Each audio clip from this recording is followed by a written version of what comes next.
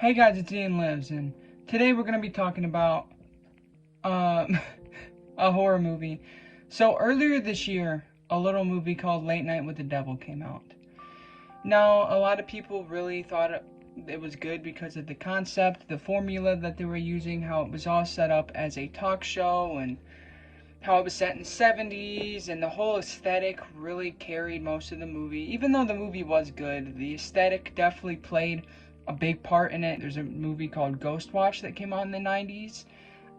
That's really good. Might even be better than Late Night with the Devil. But today, I wanted to talk about an 80s horror movie that I found that reminded me a lot of Late Night with the Devil because it kind of has the same formula, the same format, and I want to put some more eyes on it. Now, earlier this year, toward the beginning of the year, I watched this movie called Video Violence. It was a little shot-on-video horror movie, kind of slasher, not really.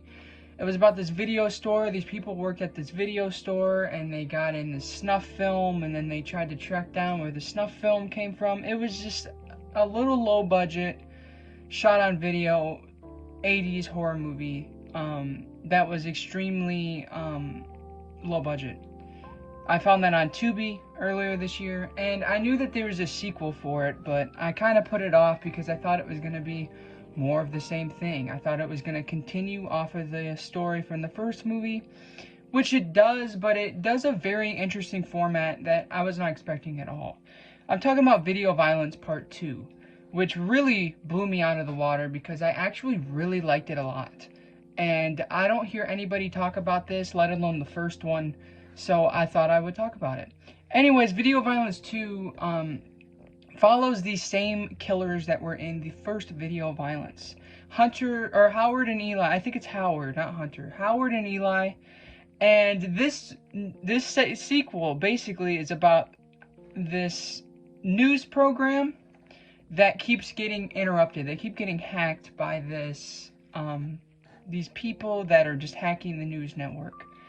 And the people that are hacking the news network are Howard and Eli. And they do this show called the Howard and Eli Show, which is a show where they bring a innocent victim on and they brutally torture him on TV. And what's so cool about this concept is not only is it like this the whole movie, but they even have fake commercials in between. They have like little jingles for the station that it's playing on.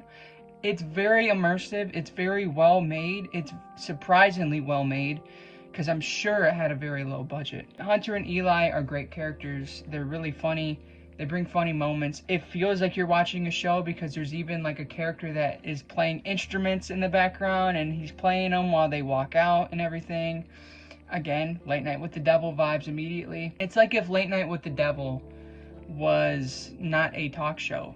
If it was like a, like a snuff show where people just kill people. Basically, Hunter and Eli bring out this actress who they tell her that she's gonna be in a horror movie or whatever, but they're lying. They bring her out, they tie her down, and they just torture her. They cut her veins open. It's pretty brutal for how low budget it is. There's some good gore. Probably my favorite thing about this movie are the fake commercial spots that play in between each segment. And it actually kind of makes the movie feel like an anthology because every single commercial is a different kill. It's videos that these people sent in to Howard and Eli. So, again, just a cool concept. So it cuts to there's this one where it's this group of girls who are obsessed with Howard and Eli. So they order pizza and they just torture the pizza guy, which was just crazy. And then there's one with the electric chair, which has some great, funny, over-the-top practical effects. Video Violence 2 is super ahead of its time. I want more people to check it out. It blew me away. It's on Tubi. It's very short, and it's just a lot of fun. The movie, toward the end is when it really connects to the first movie, but I would say other than that, you don't have to watch the first one. The first one's okay, at best. I would say if you guys like bloody slashers, splatter films, super low budget 80s splatter slasher films, you might get some enjoyment out of that, and it's cool with the video store environment.